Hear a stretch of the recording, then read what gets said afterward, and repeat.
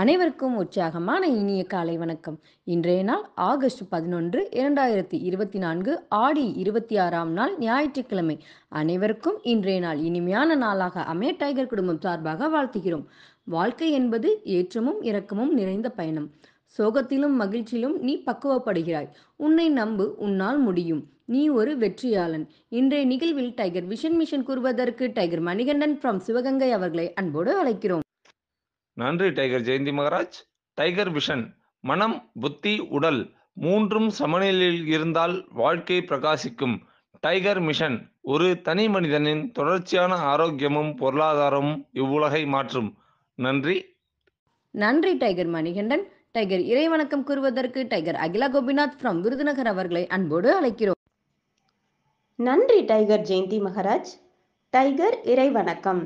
என் வாழ்க்கையின் நம்பிக்கையாய் இருக்கும் இறைவா, நான் சேவை செய்யும் இந்த அமைப்பே நீ வாழும் இடமென எண்ணுகிறேன். நான் தினமும் செய்யும் பணியே எனது கடமை என நம்புகிறேன். எனது உடலை கண்ணும் கருத்துமாய் பாதுகாப்பதே எனது பொறுப்பு என உணர்கிறேன். நன்றி இறைவா. நன்றி டைகர் அகிலா கோபிநாத். அனுதினம் சுவாசிக்கும் காற்றைப் போல் அனுதினம் டைகர் குழுவோடு இணைந்து பயணிக்கும் உங்கள் அனைவருக்கும் டைகர் குடும்பம் சார்பாக வாழ்த்துக்களையும் நன்றிகளையும் தெரிவித்துக் கொள்கிறோம். துன்பங்களை எதிர்கொள்ளும் ஒரு மிகப்பெரிய சக்தி புன்னகை. கஷ்டங்களை நினைத்து வருந்தி கொண்டிருந்தால் வாழ்க்கையே காணாமல் போய்விடும். துன்பங்களை தொலைத்து சிறு புன்னகையில் மலர்வோமே என்று நம்ம எல்லாம் எட்டு நடை பயிற்சிக்கு அழைத்து செல்ல வருகிறார் நமது எட்டு நடை பயிற்சியின் ஆசான் டாக்டர் டைகர் தேன்குடு பிரபாகரன் அவர்களை உற்சாகத்தோடு வரவேற்கிறோம். எல்லோருக்கும் இனிய காலை வணக்கம். இந்த அற்புதமான காலை வேளையில் 9 மூட்டுக்களை மசிக்கக்கூடிய அற்புதமான பயிற்சிகளை முடிச்சுட்டு 27 முறை சூப்பர் பிரெயின் யோகா அப்படின்னு சொல்லக்கூடிய தோப்பு கரணங்களை முக மலர்ச்சியோட மன மகிழ்ச்சியோடு முடிச்சுட்டு 8 நடப்பதற்காக தயார் நிலையில் இருக்கிறோம். 8 மீது நிற்கிறோம். பேசிக் கோர்ஸ் மற்றும் அட்வான்ஸ் கோர்ஸ் ரெண்டு பேருமே இப்போடைய நம்மளுடைய நடையை தொடங்க போகிறோம். ஸோ கிழக்கு மேற்காக நடப்பவர்கள் கிழக்கு திசையிலிருந்து மேற்கை நோக்கியும், தெற்கு வடக்காக நடப்பவர்கள் தெற்கு திசையிலிருந்து வடக்கை நோக்கியும் நமக்கான நடையை தொடங்குவதற்கான முதலடி எடுத்து வைத்து நடையை தொடங்கலாம். வாருங்கள். இப்பொழுது பெண்கள் அனைவரும் இடதுபுறமாகவும் ஆண்கள் அனைவரும் வலதுபுறமாகவும், அதாவது பெண்கள் லெஃப்ட் சைடிலும் ஆண்கள் ரைட் சைடிலும் முதலடி எடுத்து வைத்து நடையை தொடங்கலாம். நடை இயல்பாக இருக்கிறது, நடை தளர்வாக இருக்கிறது, தோள்பட்டை தளர்வாக இருக்கிறது, கழுத்து குனியாமல் இருக்கிறது, கால்கள் ஒன்றுக்கு முன்பு ஒன்று வருவது போல் நடந்து கொண்டு இருக்கிறோம், கைகள் அதன் இசைவில் அசைந்து கொண்டு இருக்கிறது, சுவாசம் சீர்நிலையில் இருக்கிறது, எண்ணம் நேர்மறையாக இருக்கிறது, மனம் மகிழ்வுடனும் அமைதியுடனும் இருக்கிறது. ஒற்றை சிந்தனையாளர்கள் அத்தனை பேரும் ஒற்றுமையோடு ஒரே திசையை நோக்கி பயணித்துக் கொண்டிருக்கிறோம். நமது பயணம் வெற்றிகரமாக அமைய எல்லாம் வல்ல இறைவனை துணை கலைத்து கொண்டு தொடர்ந்து பயணிக்கிறோம். ஒவ்வொரு விடியலும் நமக்கு பல விஷயங்களை கற்றுத்தந்து கொண்டே இருக்கிறது. நாம் பெற்றுக்கொண்டே இருக்கிறோம். அதை வாழ்வில் பயன்படுத்தி வெற்றி கண்டு கொண்டே இருக்கிறோம். அவ்வாறாக இன்றைய விடியலும் நமக்கு பல விஷயங்களை கற்றுத்தரப்போகிறது. நாம் பெற்றுக்கொள்ளப் போகிறோம். அதை வாழ்வில் பயன்படுத்தி வெற்றி காணப் போகிறோம். ஒவ்வொரு நாளும் நமது நடையை தொடங்கும் போது நாம் சில பல நினைவூட்டல்களை நினைவூட்டுவது வழக்கம். அவ்வாறாக இன்றைய நினைவூட்டல்கள் நம்மளுடைய பயிற்சிகளை, முயற்சிகளை, செயல்களை, நிகழ்வுகளை தொடங்குவதற்கு முன்பாக எந்தவித பயிற்சிகளையும், எந்தவித முயற்சிகளையும், எந்தவித நிகழ்வுகளையும், எந்தவித செயல்களையும் நாம் தொடங்குவதற்கு முன்பாக செய்ய வேண்டிய ஒரு செயல் நமது தாயை வணங்குவது, நமது தந்தையை வணங்குவது, நமது குருமார்களை வணங்குவது, நமது இயற்கையை வணங்குவது, நமது பிரபஞ்சத்தை வணங்க வேண்டியது, நம்மளுடைய இஷ்ட தெய்வங்களை வணங்க வேண்டியது, நம்மளுடைய இறைவனை வணங்க வேண்டியது, நம்மளுடைய மூதாதையர்களை வணங்க வேண்டியது, நமது முன்னோர்களை வணங்க வேண்டியது. இந்த செயலை செய்து தான் நம்ம எல்லா காரியத்தையுமே தொடங்கணும்.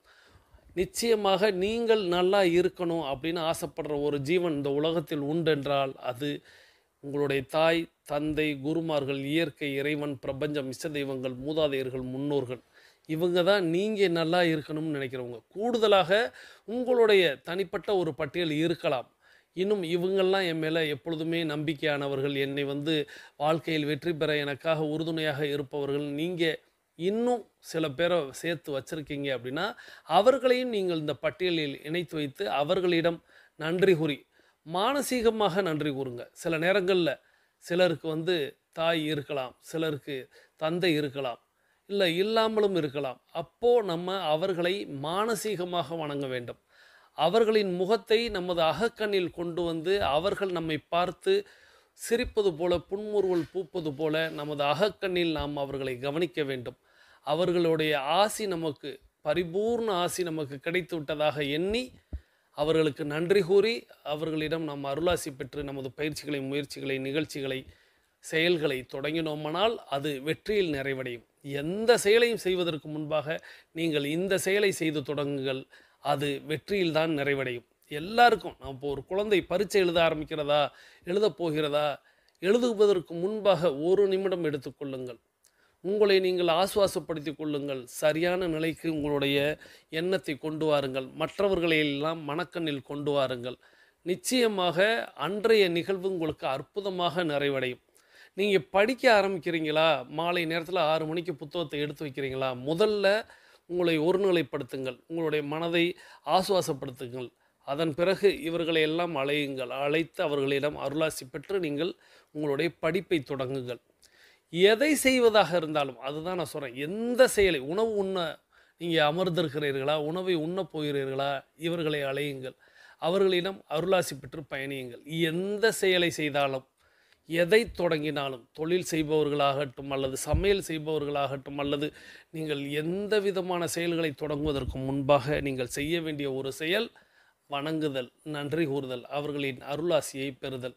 அதை ஒருநிலைப்பட்டு அவசரப்பட்டு செய்யக்கூடாது. ஒருநிலைப்பட்டு ஆசுவாசப்படுத்தி நீங்கள் அந்த செயலை செய்ய வேண்டும்.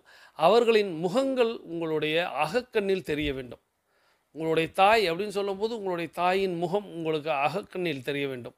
உங்களுடைய தந்தை அப்படின்னு சொல்லும்போது உங்களுடைய தந்தையின் முகம் உங்களுடைய அகக்கண்ணில் தெரிய வேண்டும். அவர்கள் உங்களை பார்த்து சிரிப்பது போல புன்முறுவல் பூர்ப்பது போல நீங்கள் பார்க்க வேண்டும். உங்களுடைய குருமார்கள் அப்படின்னு சொல்லும்போது உங்களுடைய குருமார்கள் யாரெல்லாம் இருக்கிறாங்களோ அதில் உங்களுக்கு முக்கியமானவங்க அப்படின்னு யாருடைய முகம்லாம் நினைவுக்கு வருகிறதோ அவர்கள் உங்களை பார்த்து சிரிப்பது போல உங்களுக்கு ஆசி வழங்குவது போல நீங்கள் எண்ணிக்கொண்டு நீங்கள் தொடங்க வேண்டும். இப்படி நீங்கள் செய்து பாருங்கள், அத்தனையும் வெற்றியில் நிறைவடையும்.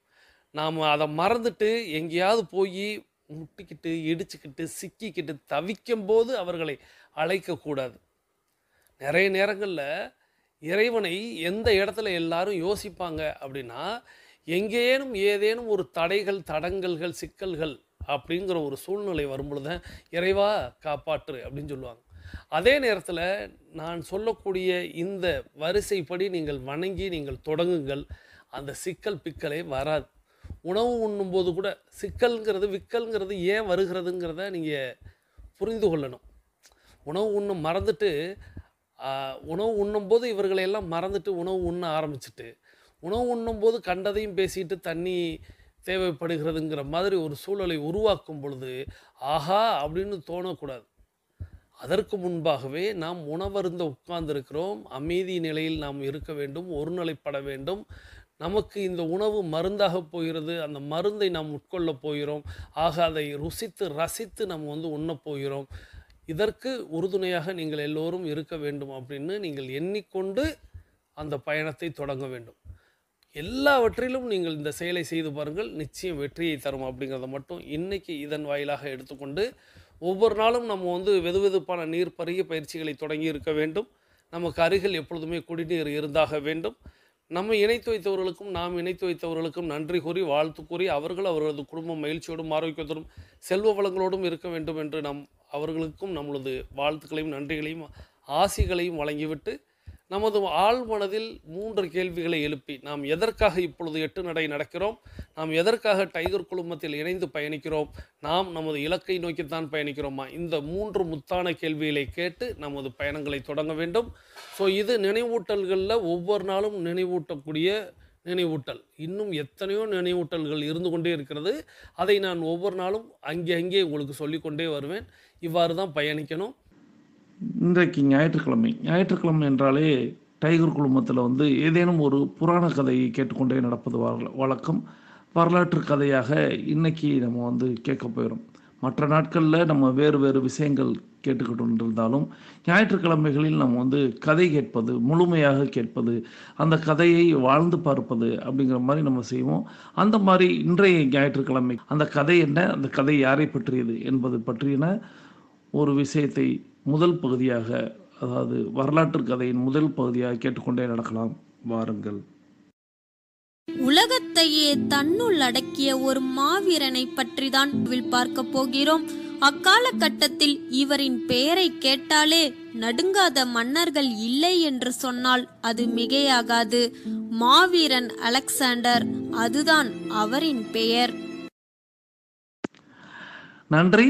நாம் இன்னைக்கு கேட்க போற வரலாற்று கதையின் நாயகன் அலெக்சாண்டர் தி கிரேட் அப்படின்னு சொல்லக்கூடிய மாவீரன் அலெக்சாண்டர் பற்றியது. உலகையே வென்றவர் அப்படின்னு குறிப்பிடுறாங்க. ஸோ அவரை பற்றின கதையை தான் இன்னைக்கு நம்ம முழுமையாக பார்க்க போகிறோம். பாருங்கள், வரலாற்று கதையின் 2ஆம் பகுதியை கேட்டுக்கொண்டே நடக்கலாம். அலெக்சாண்டர் பிறந்தது எப்பன்னு பாத்தீங்கன்னா கிமு 356, இறந்தது கிமு 323. அலெக்சாண்டருடைய தந்தையின் பெயர் பிலிப், தாயின் பெயர் ஒலிம்பியாஸ். அலெக்சாண்டர் பிறந்த உடனே மன்னர் பிலிப்புக்கு 2 சந்தோஷமான செய்தி கிடைச்சது. அதுல ஒண்ணு என்னன்னு பாத்தீங்கன்னா, இவருடைய குதிரை ஒலிம்பிக் பந்தயத்தில் வென்று விட்டது. ஒலிம்பிக் பந்தயத்துல மாசிடோனியர்களுக்கு அப்ப அனுமதி மறுக்கப்பட்டு இருந்தது.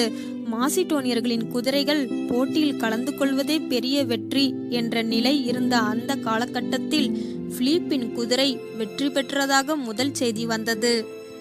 2வது செய்தி என்னன்னு பாத்தீங்கன்னா, இல்லியர்களுக்கும் மாசிடோனியர்களுக்கும் நடந்த போரில் மாசிடோனியர்கள் வெற்றி பெற்று இல்லீரியாவை கைப்பற்றினர். இந்த சமயத்துல தான் நம்ம அலெக்சாண்டர் அவர்கள் பிறந்திருக்காரு.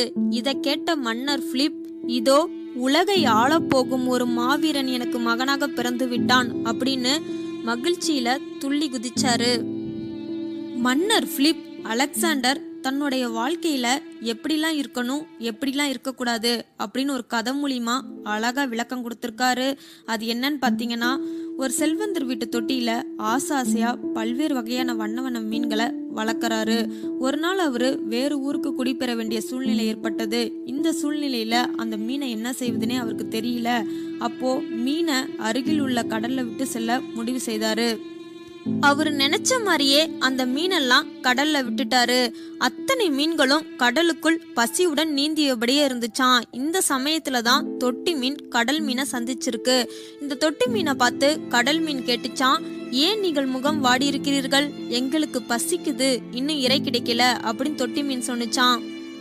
அதுக்கு கடல் மீன், என்ன இவ்வளோ பெரிய கடல்ல இறை கிடைக்கலையா அப்படின்னு ஆச்சரியத்தோடு கேட்டுச்சான். அதுக்கு தொட்டி மீன், எங்கள் எஜமான் இன்னும் எங்களுக்கு இறை போடவில்லை, அதனால் தான் நாங்கள் பசியோடு இருக்கிறோம் அப்படின்னு சொல்ல, இதை கேட்டுட்டு இருந்த கடல் மீன் ஏளனமா சிரிச்சுதான்,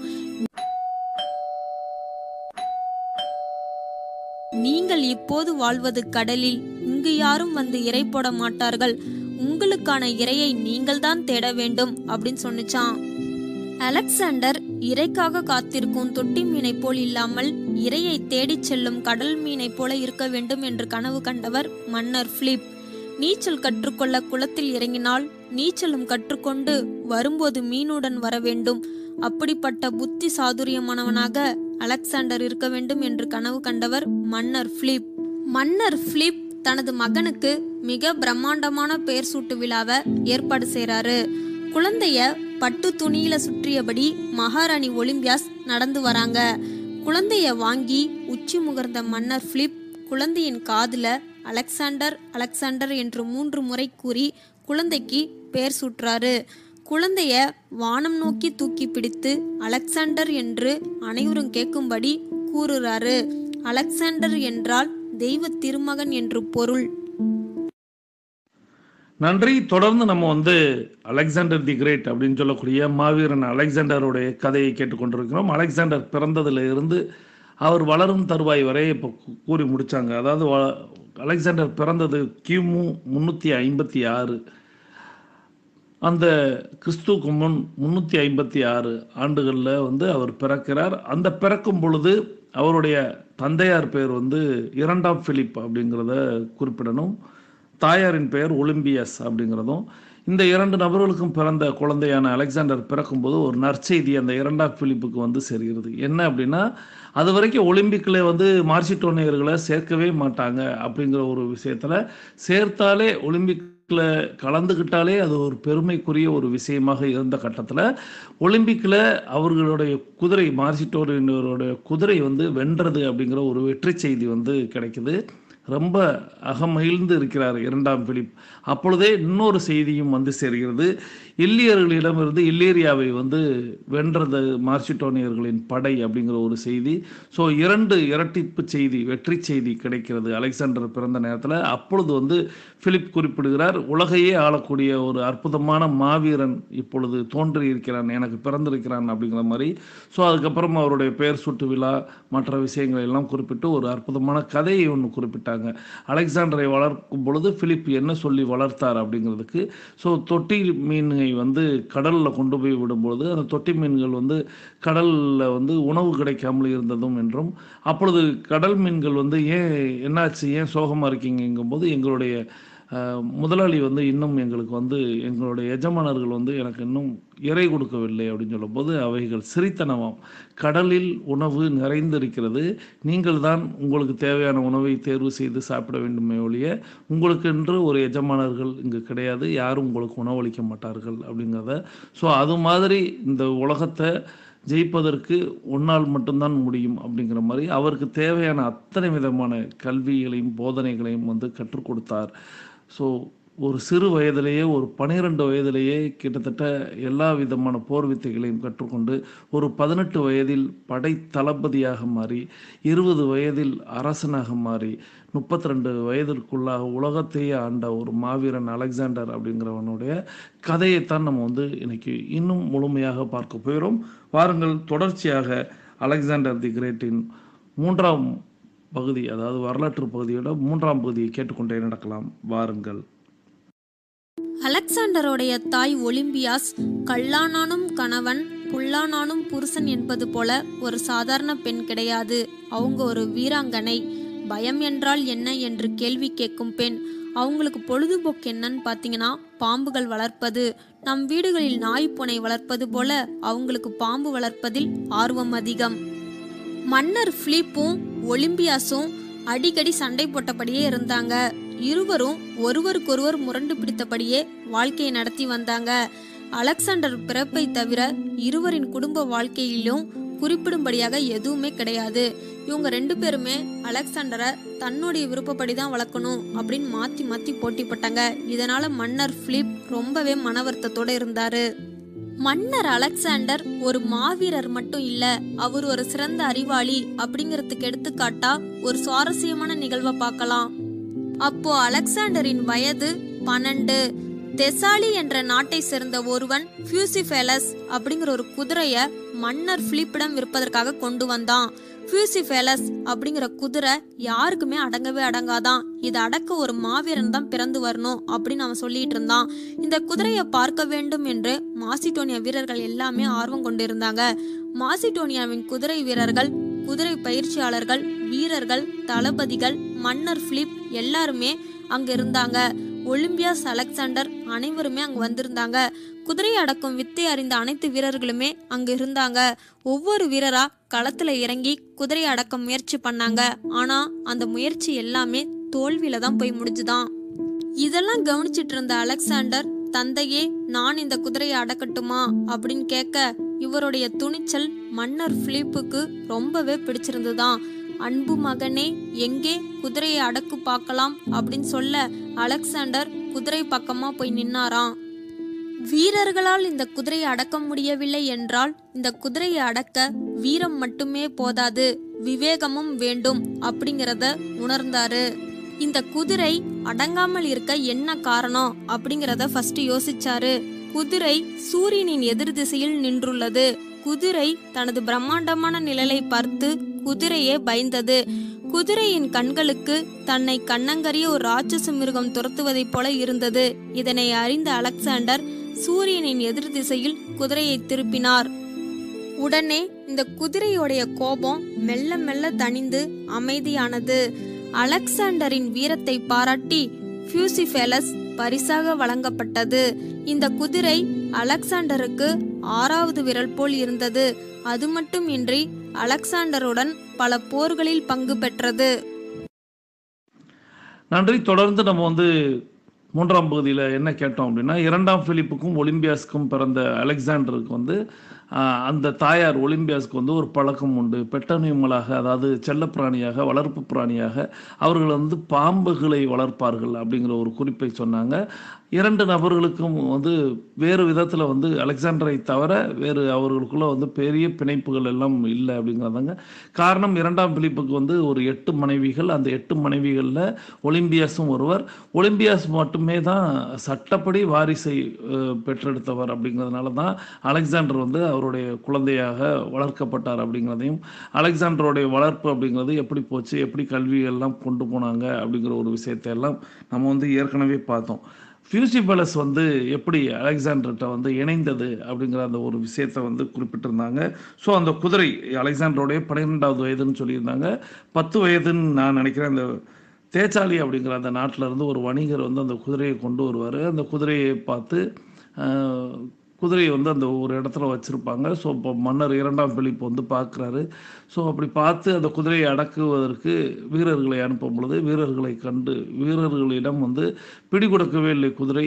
அப்போது என்ன ஏதுன்னு பார்க்கும்போது இந்த குதிரை வந்து அடங்காத குதிரையாக இருக்கிறது அப்படின்னு சொல்லிட்டு அந்த குதிரையை வாங்க வேண்டாம் என்று முடிவெடுக்கிறார்கள். அப்போது வந்து அலெக்சாண்டர் தன்னுடைய தந்தையாரிடம் வந்து இந்த குதிரையை நான் அடக்கி காட்டட்டுமா அப்படின்னு கேட்குறாரு. மன்னர் பார்க்குறாரு, எப்படி முடியும் அப்படிங்கிற மாதிரி. வீரம் மட்டும் இருந்தால் போதாது, விவேகமும் வேண்டும் அப்படின்னு சொல்லிட்டு அந்த குதிரை ஏன் மிரட்சியாக இருக்கிறது அப்படின்னா, அது சூரியனால் ஏற்படக்கூடிய தன்னுடைய நிழலை கண்டு ஒரு கரிய மிருகம் தன்னை எதிர்ப்பது போல, துரத்துவது போல அது எண்ணிக்கொள்கிறது. அதனால் அது வந்து முரட்சியில் இருக்கிறது.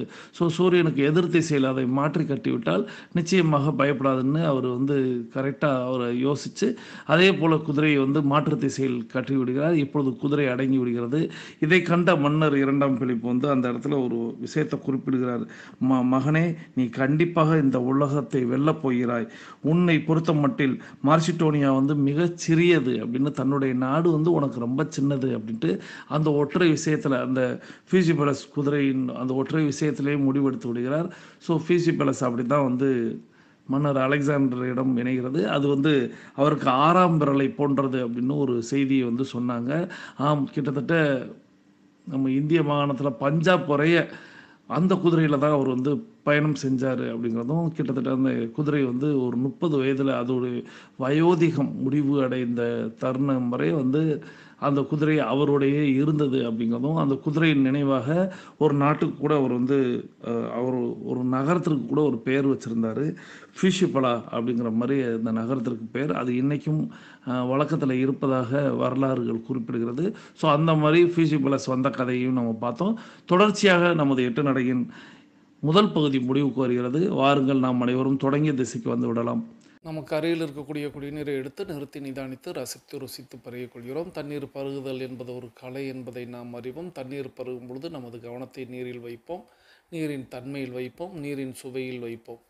நீர் அருந்துவது அப்படிங்கிறத வந்து ஒரு சகோதரி வந்து கேட்டிருந்தாங்க. என்ன அப்படின்னா, நீங்கள் இடைவேளையில் சொல்கிறீங்க, ஆனால் நீர் அருந்துவதை பற்றி நீங்கள் கொஞ்சம் இன்னும் நம்ம இதை பற்றி பல முறை பேசியிருக்கிறோம்.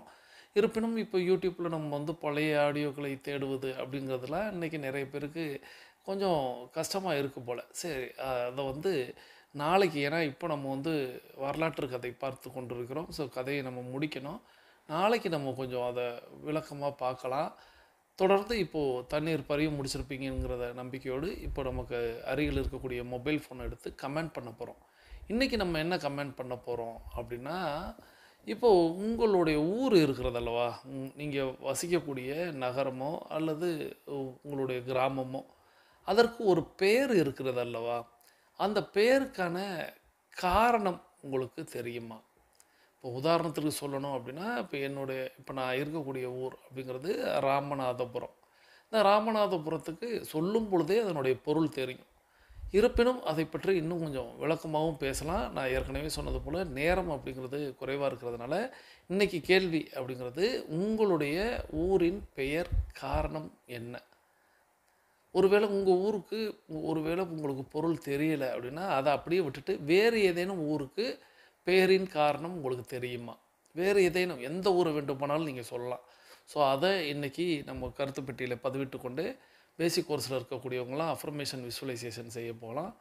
அட்வான்ஸ் கோர்ஸில் இருக்கக்கூடிய இப்பொழுது நமது 8 நடையின் 2ஆம் பகுதியை தொடங்கலாம்.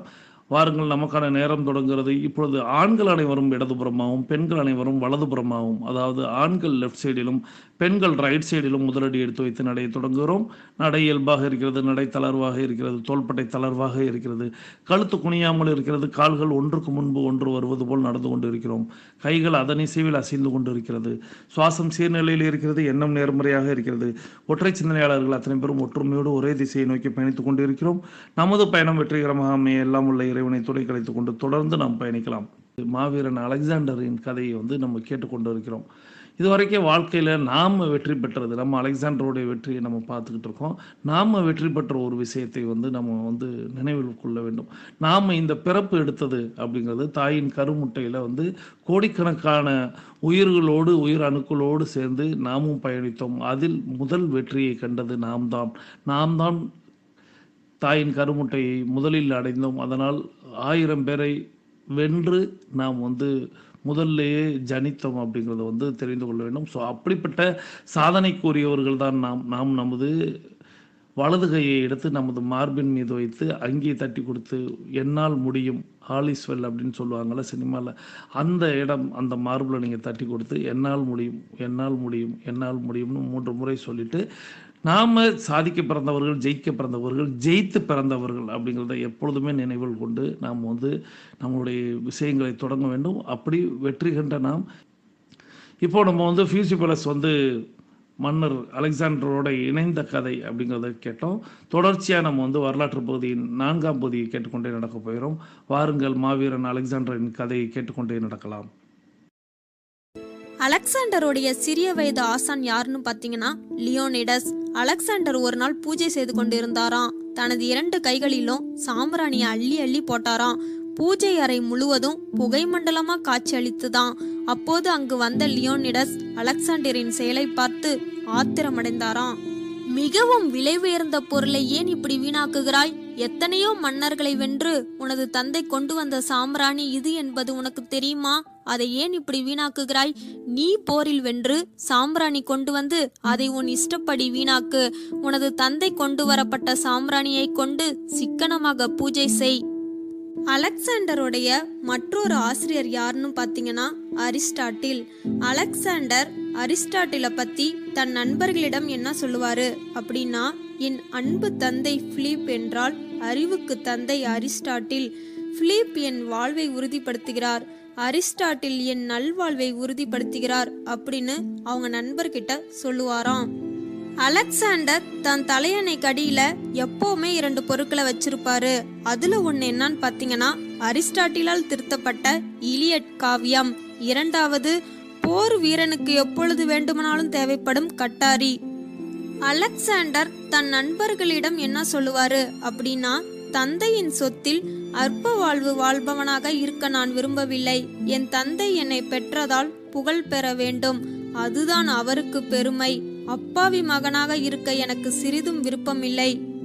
அலெக்சாண்டர் வாழ்வில் நிகழ்ந்த சுவையான நிகழ்வு ஒன்ன இப்ப பார்க்கலாம். அலெக்சாண்டர் அரிஸ்டாட்டிலின் குருகுல வாசத்தில் படித்து கொண்டிருந்தார். அங்க முக்கியமான ஒரு விதி என்ன அப்படின்னு பாத்தீங்கன்னா, குருகுல வாசத்தின் முறைப்படி குரு முன்னால் செல்ல வேண்டும், மாணவர்கள் பின்னால் வர வேண்டும். இதுதான் குருகுல விதியாகும். அரிஸ்டாட்டில் செல்லும் வழியில ஆறு ஒன்று குறுக்கே வந்தது. அந்த ஆற்றை பார்த்த அரிஸ்டாட்டில் சற்று தயங்கினார். ஏன்னா மாணவர்களுக்கு நீச்சல் தெரியுமோ தெரியாதோ அப்படிங்கிற தயக்கத்துல இருந்தாரு. உடனே அலெக்சாண்டர், குருவே, நான் முன்னால் போகிறேன், நீங்கள் பின்னால் வாருங்கள் என்று கூறி அரிஸ்டாட்டிலின் முன்னால் சென்றார். உடனே கோபம் அடைந்த அரிஸ்டாட்டில், அலெக்சாண்டர், உனக்கு என்ன மன்னன் மகன் என்ற திமிரு வந்து விட்டதா? குருவுக்கு பின்னால் தான் மாணவன் செல்ல வேண்டும் என்ற விதி கூட உனக்கு தெரியாதா என்று கோபத்துடன் அரிஸ்டாட்டில் கேட்கிறாரு. உடனே அலெக்சாண்டர் என்ன சொன்னார்னு தெரியுமா? குருவே, என்னை மன்னிக்க வேண்டும். ஆழம் தெரியாத ஆற்றில் நான் இறங்கி போய்விட்டால் 1000 அலெக்சாண்டர் இந்த உலகத்துக்கு கிடைக்கலாம், ஆனால் ஒரு அரிஸ்டாட்டில் கிடைப்பாரா என்று நினைத்தேன்.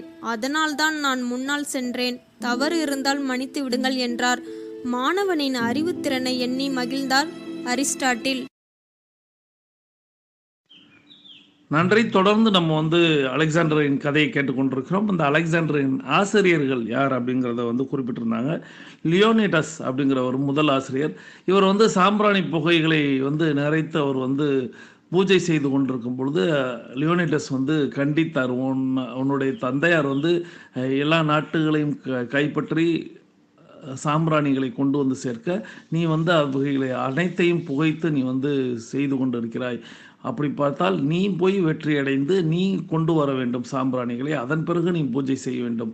அதாவது சாம்பிராணி அப்படிங்கிறது அப்போ மிகப்பெரிய ஒரு பொருளாக இருந்தது. அதாவது நாடுகளை வென்று அதன் மூலமாக அந்த சாம்பிராணியை கொண்டு வருவது அப்படிங்கிறது இருந்திருக்கு. ஸோ லியோனிடஸ் இந்த இடத்துல என்ன குறிப்பிடுகிறாருன்னா, தந்தையோடைய பணத்தை செலவழித்தல் அப்படிங்கிறது இன்னைக்கு ஊதாரிகளாக இருப்பவர்கள் அப்படிங்கிறத குறிப்பிடுகிறார். அந்த ஊதாரித்தனம் நம்மளுக்கு இருக்கக்கூடாது. நாம் சம்பாதித்து அந்த பணத்தை நாம் செலவழிக்க வேண்டும் அப்படிங்கிறத மாதிரி லியோனிடஸ் குறிப்பிடுகிறார். அதன் பிறகு அவருடைய ஆசிரியர் யார் என்றால் தத்துவ மேதை அரிஸ்டாட்டில் மன்னர் மாவீரர் அலெக்சாண்டருக்கு ஆசிரியராக இருக்கிறார் அப்படிங்கிறதையும், அந்த அரிஸ்டாட்டில் அப்படிங்கிற ஒரு அலெக்சாண்டரை தேர்வு செய்து அவருக்கான அத்தனை பயிற்சிகளையுமே கொடுத்து அவருக்கு எல்லா மாணவர்களையும் விட எல்லாவித போதனைகளையுமே அவருடைய அறிவுத்திறனுக்கு வழங்கினார். அதனால தான் உலகையே ஆள முடிந்தது அலெக்சாண்டர் அப்படிங்கிறத வரலாற்று குறிப்புகள் குறிக்கின்றன. அப்போது அரிஸ்டாட்டில் அந்த ஒரு குருகுல கல்வியாக இருக்கும் பொழுது அவருடைய ஒரு கல்வி முறையில் ஆசிரியர் தான் முன்னே செல்ல வேண்டும், பின்னர் தான் மாணவர்கள் செல்ல வேண்டும் அப்படிங்கிற மாதிரி. அப்படி அவங்க ஒரு ஆற்றை கடக்க என்னும் பொழுது அலெக்சாண்டர் கேட்கிறார் ஆசிரியரிடம், நான் வேண்டுமானால் முன்னே செல்லட்டுமா அப்படின்னு. அப்பொழுது அரிஸ்டாட்டிலுக்கு கோபம் வருகிறது. உனக்கு நம்மளது சட்டத்திட்டம் தெரியாதா? ஒரு குருவிடம் எப்படி நடந்து கொள்ள வேண்டும் என்று தெரியாதா? குருவுக்கு பின் தானே சிஷியர்கள் வர வேண்டும், மாணவர்கள் வர வேண்டும் அப்படிங்கிறத குறிப்பிடுகிறார். அப்பொழுது மன்னர் அலெக்சாண்டர், அதாவது இளவரசர் அலெக்சாண்டர் என்ன குறிப்பிடுகிறார் என்றால், நான் போயிட்டால் கூட எத்தனையோ அலெக்சாண்டர்கள் பிறப்பார்கள், ஆனால் ஒரு அரிஸ்டாட்டில் போய்விட்டால் என்ன நடக்கும்? அதனால் ஆற்றுல இறங்கும் போது அதில் ஆழம் தெரியாது, ஆகையால் முதல்ல நான் போகலாம்னு கேட்டேன் அப்படின்னு சொல்லும்போது தான் அவருடைய புத்தி கூர்மையை தெரிந்து கொண்டார் அப்படிங்கிற ஒரு செய்தியை சொன்னாங்க. ஸோ தொடர்ச்சியாக நம்ம அலெக்சாண்டரின் கதையை முழுமையாக பார்க்க போயிடும். பாருங்கள், தொடர்ந்து கேட்டுக்கொண்டே நடக்கலாம். வரலாற்று கதையின் பகுதி 5 கேட்டுக்கொண்டே நடக்கலாம். வாருங்கள்.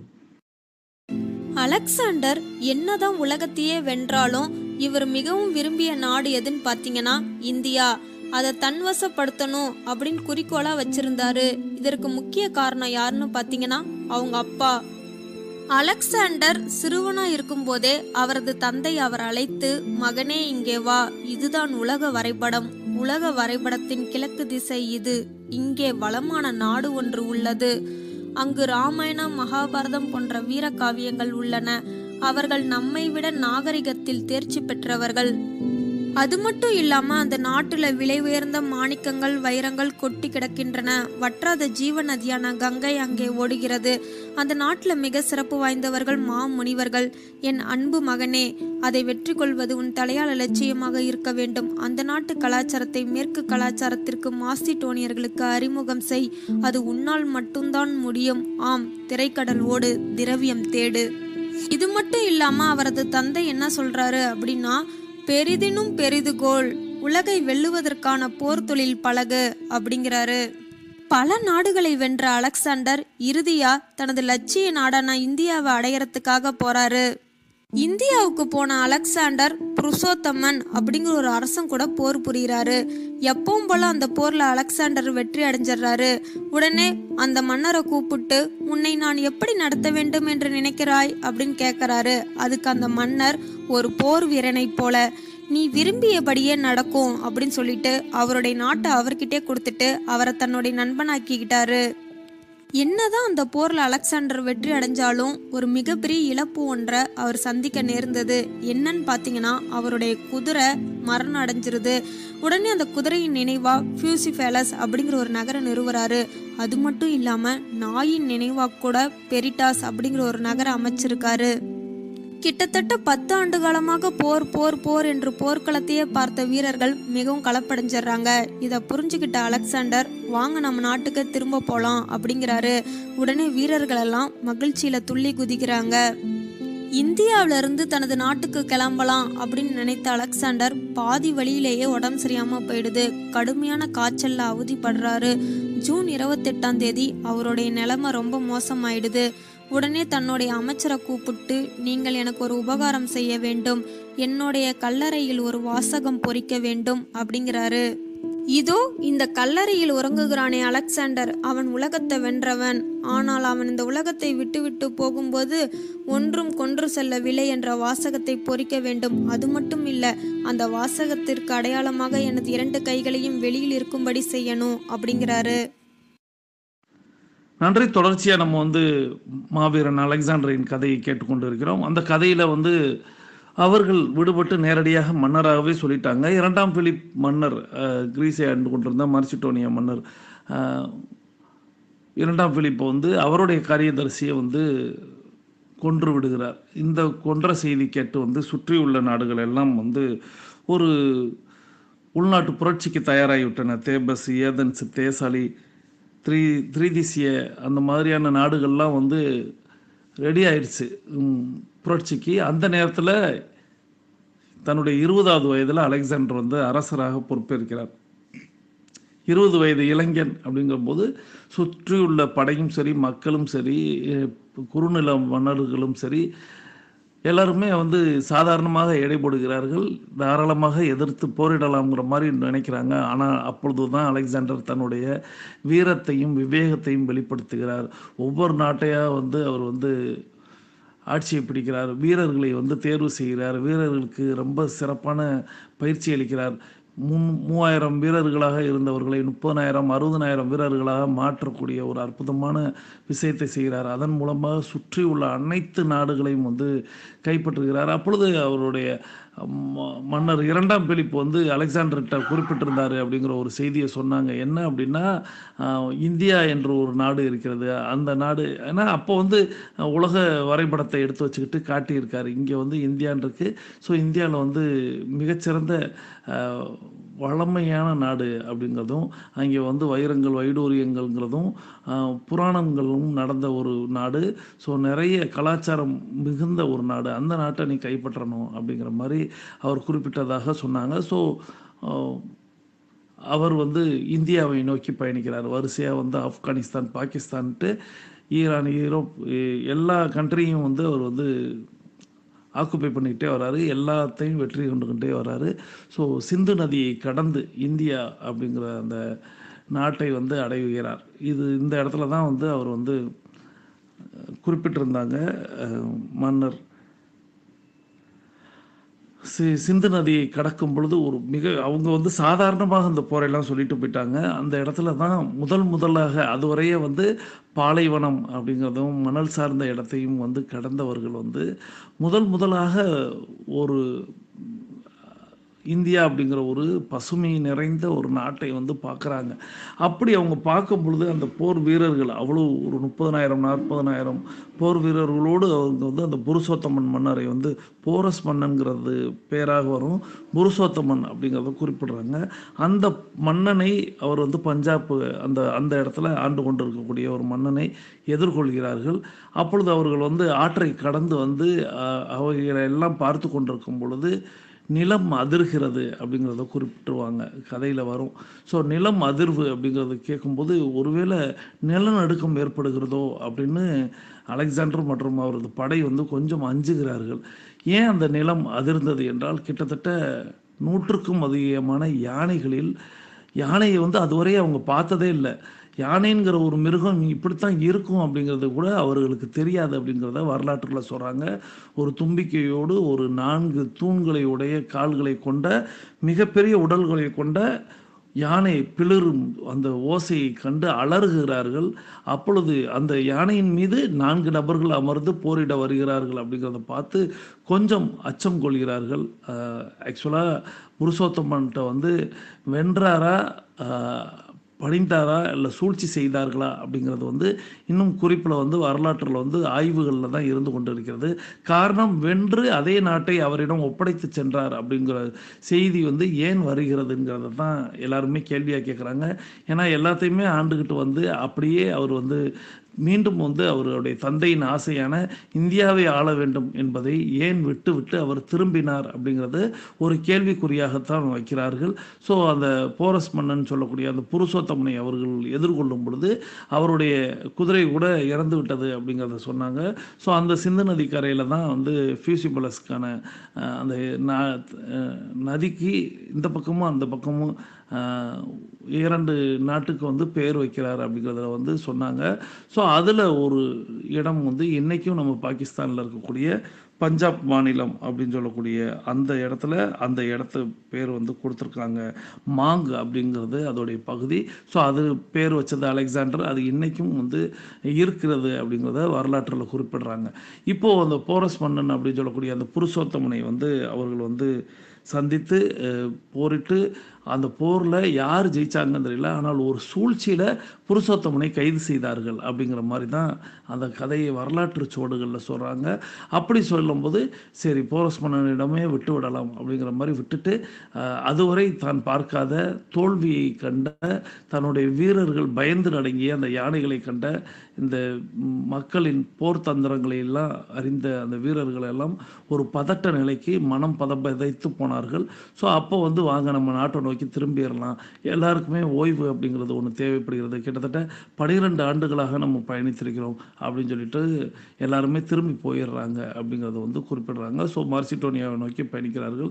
அப்படி அவர்கள் போகும் பொழுது சில அதாவது காட்டுவாசிகள் அப்படின்னு சொல்லக்கூடிய இந்த மல்லி இனத்தவர்கள் அவங்க தான் அந்த சிந்து நதிக்கரையில் அம்பை எய்தார்கள் அப்படின்னும் அதனால வந்து நோய்வாய்ப்பட்டார்கள் அப்படின்னும் இல்லை இங்கே இருந்த வேறு விதமான அந்த அம்மை போன்ற நோய்களால் அவர்களுடைய வீரர்கள் பலியானார்கள் என்றும் போகும்போது அவர்கள் கண்ட அந்த வெப்பம் அப்படிங்கிற அந்த பாலைவன பகுதிகளில் நிறைய வீரர்களை பலி கொடுத்தார்கள் என்றும் எப்படியோ அவர்கள் போய் அவர்கள் நாட்டை அடைந்தார்கள் அப்படிங்கிறதும் அப்பொழுது அலெக்சாண்டர் வந்து மரணப்படுக்கைக்கு சென்றார் 32 வயதிலேயே. ஸோ அப்போ அவர் குறிப்பிட்டது அப்படிங்கிறது வந்து சொன்னது ஒரு மாவீரன் உறங்கி கொண்டிருக்கிறான் அப்படிங்கிறத சொன்னாலும் அவன் மாவீரனாக அந்த உலகத்தையே வென்றிருந்தால் கூட அவன் போகும் பொழுது அவனது கைகளில் ஒன்றும் இல்லை அப்படிங்கிறத வந்து குறிப்பிடும்படி அவருடைய கல்லறையில் எழுத சொல்லியிருந்தாங்க. ஸோ இதையெல்லாம் நம்ம வந்து செய்தியில் கேட்டிருப்போம். அவருடைய கைகள் 2 மரணப்படுக்கையில் வெளியிலே தான் நீட்டி இருக்கணும். அவருடைய இறுதி ஊர்வலத்தில் வந்து நிறைய வைரங்களும் வைடூரியங்களும் வந்து இருக்கணும். இருப்பினும் போகும் பொழுது தான் எதையும் கொண்டு போகலை அப்படிங்கிறத இந்த மக்களுக்கு எடுத்து சொல்லணும்னு. ஸோ அதுவரை நடந்தது வரை உண்மை. ஆனால் அவருடைய அலெக்சாண்டரின் கதையின்படி அலெக்சாண்டரின் உடல் இப்பொழுது எங்கு இருக்கிறது என்பது இன்னைக்கு வரை ஆய்வில் தான் இருந்து கொண்டு இருக்கிறது.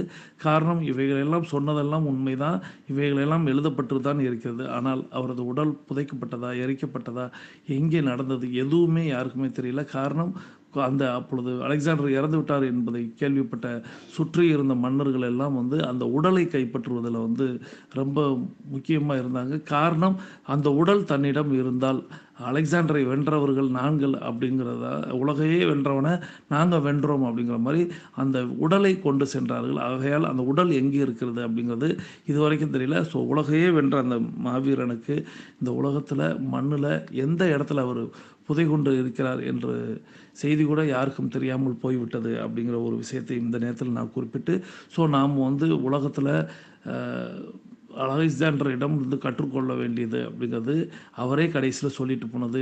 நாம் என்னதான் எவ்வளோதான் நம்ம சேர்த்து வைத்து சம்பாதித்து நாட்டை சேர்த்து சொத்தை சேர்த்து வைத்திருந்தாலும் நாம் போகும் பொழுது எதையும் கொண்டு போக முடியாது அப்படிங்கிறத வந்து குறிப்பிட்டிருந்தாங்க. நாம் இன்னைக்கு கற்றுக்கொள்ள வேண்டிய பாடம் அப்படிங்கிறது இந்த உடல். ஏன்னா அவர் வந்து 32 வயதிலே இறந்திருக்கிறார். அதற்கு காரணம் வந்து அவருடைய இறப்புக்கு நிறைய காரணங்கள் சொல்கிறார்கள். மது பழக்கமாக இருக்கலாம், அல்லது வேறு ஏதாவது நோயாக இருக்கலாம், இல்லை எதிரிகள் விஷம் கொடுத்துருக்கலாம் அப்படின்னு எதேதோ சொல்கிறாங்க. ஆனால் நாம் இன்னைக்கு நம்மளுடைய உடலை வந்து இது மாதிரி தான் கவனிக்காமல் எதுக்காகவோ ஓடிக்கொண்டு இருக்கிறோம். எதையோ சேர்க்கிறோம், எதையோ தேடி தேடி சேர்த்து கடைசியில் எதை கொண்டு போகிறோம்ங்கிறது தெரியல. அவருடைய போர் வீரர்கள் போல கிட்டத்தட்ட 12 ஆண்டுகள் எதை சாதித்தோம் என்ன செய்தோம் அப்படிங்கிறது தெரியாமல் நிறைய உயிர் மட்டும்தான் போனது அப்படிங்கிறதும், ஏதோ இன்னைக்கு பெயர் மட்டும் இருக்கிறது ஆனால் உடல் கூட கிடைக்கல அப்படிங்கிற ஒரு செய்தியை கேட்கும் பொழுது நாம் நமது உடலையும் நமது மனதையும் புத்தியையும் நாம் பாதுகாத்து அதை பேணி காத்து அதன் மூலமாக வாழ்க்கையில் ஒவ்வொரு நொடியும் மகிழ்ச்சியாக இருக்கணும். நம்மை சார்ந்தவர்களுக்கும் நாம் வந்து ஒரு உறுதுணையாக இருக்க வேண்டும். வாழ்க்கை முழுவதும் நம்மை சார்ந்தவர்கள், அதாவது நம்மளுடைய தாய் தந்தை குழந்தை மனைவி கணவன் மகன் அப்படின்ட்டு எல்லா உறவுகளுக்கும், நம்மளை சுற்றியுள்ள உறவுகளுக்கும் நாம் ஒரு உறுதுணையாக, ஒரு தூணாக இருக்க வேண்டும் அப்படிங்கிறதுக்கு மகிழ்ச்சியாக இருக்க வேண்டும். அதற்கு மனம், புத்தி, உடல் வந்து சமநிலையில் இருக்க வேண்டும் என்பதை நாம் வந்து அலெக்சாண்டரின் கதையின் மூலமாக தெரிந்து கொண்டோம். இந்த அற்புதமான கதையின் வாயிலாக இந்த பிரபஞ்சம் இன்னைக்கு இந்த செய்தியை கொடுத்ததற்கு, இந்த பிரபஞ்சத்திற்கு நமது நன்றியை தெரிவித்துக் கொண்டு வாருங்கள், நமது 8 நடையின் 2ஆம் பகுதி முடிவுக்கு வருகிறது. நாம் அனைவரும் தொடங்கிய திசைக்கு வந்து விடலாம்.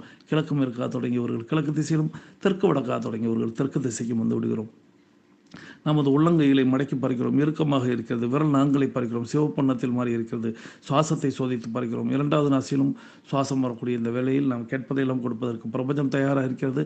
நாமும் கேட்க தயாராகலாம். இன்று நிகழ்வு பிடித்திருந்தால் லைக் செய்யுங்கள், நண்பர்களுக்கு ஷேர் செய்யுங்கள். இப்போ நம்ம எல்லாரும் கிழக்கு திசையை நோக்கி நின்று இன்று நம்மோடு இணைந்து பயணித்த அத்தனை அன்பு சகோதர சகோதரிகளுக்கும் அவர்களது குடும்பம் மகிழ்ச்சியோடும் ஆரோக்கியத்தோடும் செல்வ வளங்களோடும் இருப்பதற்கு எல்லாம் வல்ல இயற்கை இறைவன் பிரபஞ்சம் துணை நிற்க வேண்டும். அவர்கள் எண்ணியதெல்லாம் நடக்க வேண்டும். அவர்கள் கேட்டதெல்லாம் கிடைக்க வேண்டும். அவர்களது குடும்பத்தில் ஆரோக்கியம் நிலைத்திருக்க வேண்டும். ஆனந்தம் நிலைத்திருக்க வேண்டும். பொருளாதாரம் உயர்ந்து கொண்டே இருக்க வேண்டும். தொழில் வளர்ந்து கொண்டே இருக்க வேண்டும். பணி சிறந்து விளங்க வேண்டும். அதை எல்லாம் வல்ல இயற்கையே, இறைவனே, பிரபஞ்சமே நீ வழங்க வேண்டும் என்று கூட்டு பிரார்த்தனையாக வேண்டிக் கொண்டு, நமக்கான பிரார்த்தனை இன்றைய நாள் நமக்கு சிறந்த நாளாக அமைய எல்லாம் வல்ல இயற்கை இறைவன் பிரபஞ்சம் துணை நிற்கட்டும். நாம் எண்ணியதெல்லாம் நடக்கட்டும். கேட்டதெல்லாம் கிடைக்கட்டும். அதை எல்லாம் வல்ல இயற்கை இறைவன் பிரபஞ்சமே நீ அதை எனக்கு வழங்க வேண்டும் என்று கேட்டுக்கொண்டு, உங்களுக்கும் என்னுடைய வாழ்த்துக்களை தெரிவித்துக்கொண்டு மீண்டும் சந்திப்போம், கலந்து சிந்திப்போம். வாழ்க நலத்துடன், வாழ்க வளத்துடன். நன்றி.